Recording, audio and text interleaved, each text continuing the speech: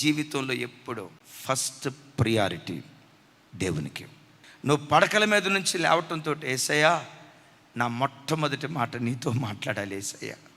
నా భర్తతో మాట్లాడక మునిపే, నా పిల్లలతో మాట్లాడక మునిపే, నా కుటుంబ సభ్యులతో మాట్లాడక మునిపే నా మొట్టమొదటి మాట నీతో ఉండాలి.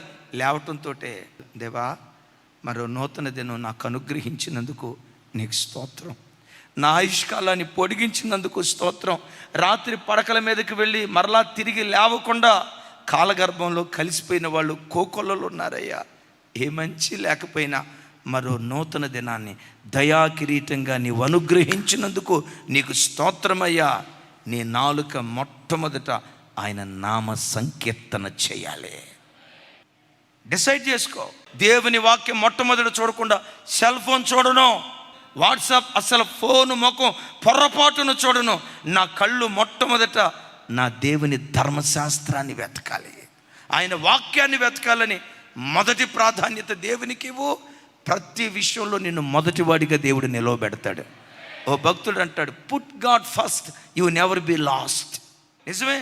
పరిశుద్ధ గ్రంథమైన బైబిల్లో అనేక మంది సూర్యుడు ఉదయించక మునిపే పడకల మీద నుంచి లేచి వేకువజామున ప్రార్థన చేసి చరిత్రను మార్చే చరిత్రకారులుగా మారిపోయారు. దైవజనుడైన మోషే వేకువజామున లేచి ప్రార్థించేవాడు. 430 సంవత్సరాల ఇశ్రాయేలీల చరిత్రలో ఏ ఇశ్రాయేలుడు చేయలేని ఒక సాహసోపేతమైన కార్యం మోషే చేయటానికి కారణం ఏంటో తెలుసా? వేకువజాము ప్రార్థన. వారసత్వంగా పొందుకున్నాడు మోషే దగ్గర నుంచి నాయకత్వం. యెహోషువ కృప ఏంటో తెలుసా? తన గురువు గారు లాగే వేకువనే లేచి ప్రార్థించేవాడు. ఎంత కృప పొందుకున్నాడంటే మోషే చేసిన పరిచర్య కంటే రెట్టింపు మహిమ కలిగిన పరిచర్య చేశాడు.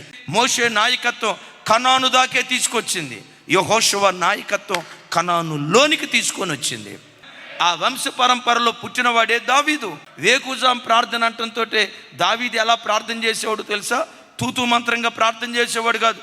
ప్రతిరోజు అరుణోదయ దినాన్ని లేచి ప్రార్థించేటప్పుడు సితారా తీసుకొని సితారా కొడతా, వాయిద్యం వాయిస్తా, పాట పాడుతూ ఉండేవాడు.